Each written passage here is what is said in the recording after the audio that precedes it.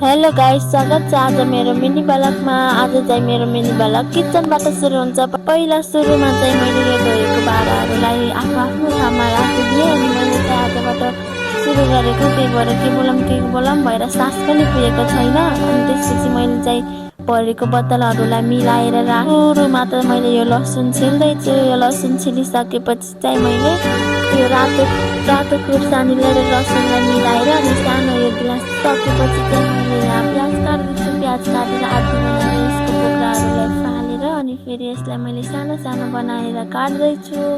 मैले चाहिँ first mini blog बनाएको, त्यही भएर राम्रोसँग बोल्न जानेको छैन। अनि त्यसपछि फेरि ग्यास बालेर एकतिर चाहिँ भात बसालिदिइसकेछु कुकरमा अनि अर्कोतिर चाहिँ म तरकारी बनाउन लागेको छु। पहिला सुरुमा तेल हालेर अनि प्याज हालिसकेर अनि मैले त्यसलाई भुट्दैछु।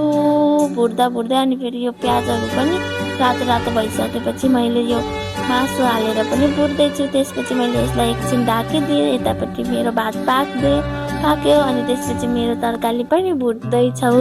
त्यो चाहिँ मैले तरकारी भुटिसकेपछि त्यसमा यो टमाटरहरू सबै थोका मसलाहरू हालेर ढाकिदिएँ।